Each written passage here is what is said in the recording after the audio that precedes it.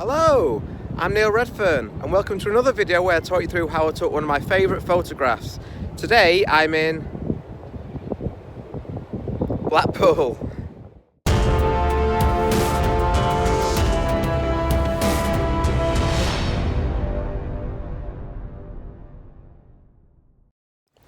In this video I'm going to be showing you behind the scenes of how I shot and then edited this photograph of my friend and amazing model Demi on Blackpool Beach in the UK. As well as this photograph, I will also show you my thought processes behind this photograph too, and how I developed it from my initial idea of it being a silhouette to the end result. Before we go back to me on the beach though, I must just apologise for the sound quality of some of this video. As you'll see, it was very windy on the beach, and at times it isn't actually easy to hear what I'm saying. So please accept my apologies for that, but I hope you enjoy the video. Now back to me on the beach. So whether it be a portrait shoot on a wedding day or a portrait shoot with a model like today, I always like to have a good look around the location where I'm going to be shooting the portraits beforehand, so that I'm not wasting anybody's time on the day. Especially on a wedding day, the last thing I want to do is take a bride and groom away from their party and then not have any idea what I'm going to do with them. So I always like to spend probably on a wedding day maybe 10, 15, 20 minutes having a good look around, doing some test shots. Or on a day like today, I've arrived around an hour earlier than Demi, our model, is going to arrive, and I'll just spend that time, as I'm doing now, just looking around, just seeing what's available to us, so I've got a good idea of what I'd like to do before we meet up. So, as I say, I'm in Blackpool today, an interesting place, for those that know it, full of eclectic characters, but what we're mainly going to be where we will only be staying on the beach, for our own safety really. The beach, even though it can seem like quite an open landscape with not much going on, still provides with lots of opportunities for different images, and that's what I wanted to just talk you through before Demi arrives. So I'll just have a little scout around and we'll have a look at some ideas which I may choose to use later on. So the first idea that comes to mind as we walk on the beach is this pier here, which will be an amazing opportunity for silhouettes. As you can see here, I can just even change the exposure. I'll just use my iPhone for this. You can see all the different shapes and the lines. And we can try and put them in one of these areas here. That will look like quite a cool. In fact, just as we're walking under the pier, I think the silhouette gets potentially even better. There's the sunsets behind in the background. This gives us lots of opportunity here for very cool compositions, especially with the water where we can get nice reflections as well. So I think actually this is where, when I meet Demi, this is where we will start. Probably even putting her in that square there. I imagine something like that would be nice and cool. But yeah, we'll have a go at that, I think.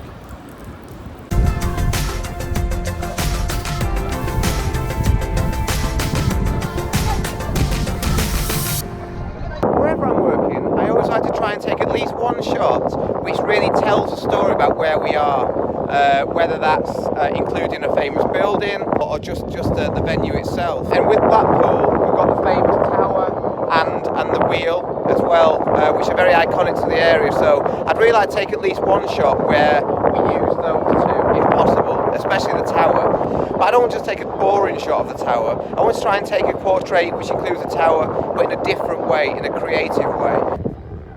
So just as I look around, something that's probably my favourite, I don't know if it's like this all the time, but we can see the tower and the big wheel here, we can get quite a good reflection, and that's going to be something that's going to be really interesting to me. There are good and bad reflections. As you can see, the water here is quite fast moving. That's not what we want. Still water provides a much better reflection. So I'm going to have to concentrate on these little pools of water here, as opposed to the larger area over there.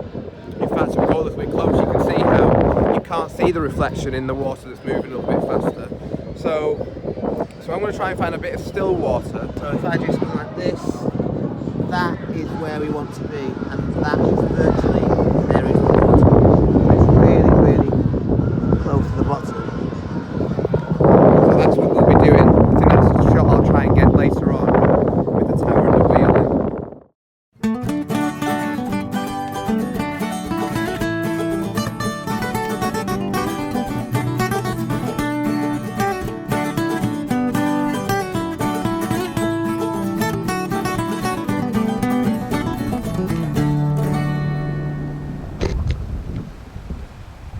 Yeah, this is cool. Just about 4 steps further back, Demi, if that's okay, please. Yeah, and then just looking towards the light, and then just letting that veil go when you're ready. As I had planned, I started shooting Demi under the pier. The problem I found though was that because of the direction that the wind was blowing, if I wanted to use the veil, I wasn't able to place Demi in the spot which I had found earlier. Although that spot would have worked great for a silhouette, the wind would have been blowing Demi's veil straight towards me, which wouldn't have looked good.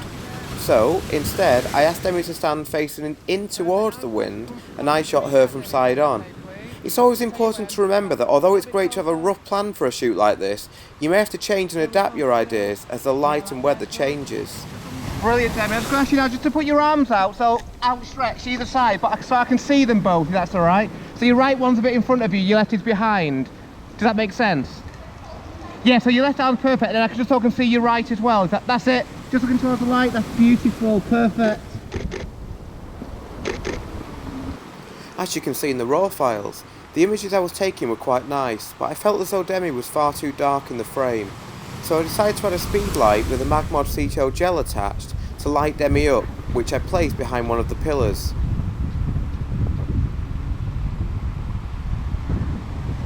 Using the speed light made a huge difference in helping Demi to stand out against the background.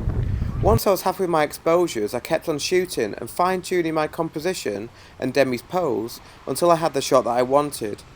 All I really needed to do in post then was to straighten up the pillars so that all the lines were straight, and add in a couple of gradients and increase the saturation to bring out all the colour in the sky and the water. For the second shot, I went back to the place which I had found earlier, knowing that the pools of water would allow me to create some cool reflection shots of Demi, with Blackpool Tower and the big wheel in the background. For this shot, I used 2 off-camera speed lights. I placed one bare speed light behind Demi on 1/8 power, and another facing Demi with the CTO gel attached at 1/2 power. As the pools of water were very small, the tricky part of this shot was to find an area of water which would reflect all the elements, and then getting my camera lens as close as I could to the water without it touching. These are brilliant! It's alright, take your time. These are well worth it.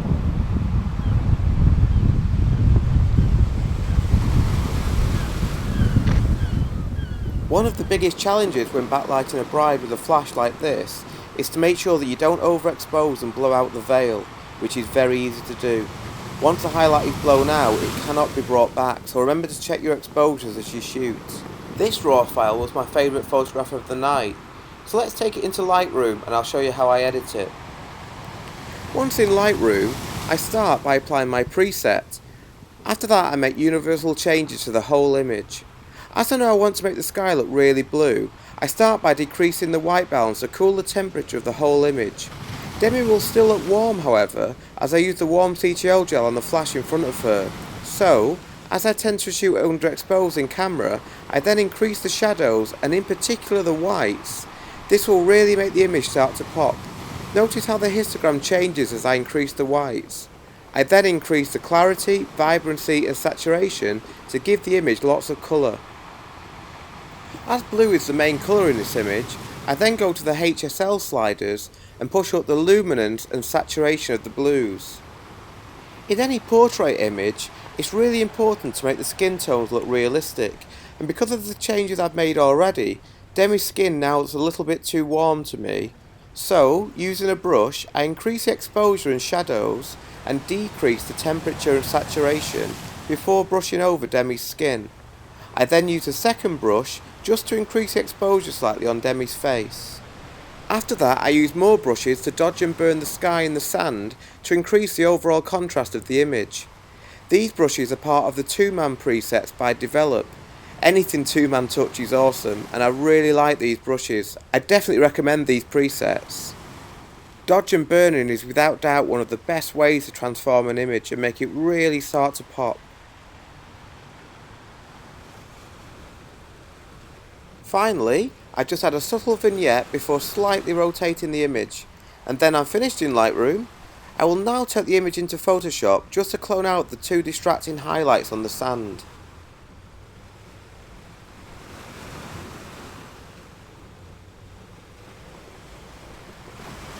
To clone out the two highlights, I use a combination of Content Aware Fill and the Clone Stamp tool. Photoshop struggled a little bit with Content Aware Fill on its own, but by using the Clone Stamp tool as well, I was able to easily remove the two distracting highlights. After that, I use the same tools again to remove my light stand from the background, before making the veil look a little bit bigger by selecting an area of it, copying that area to make a new layer, then stretching it out. After that, and one final little bit of dodge and burning, the image is finished.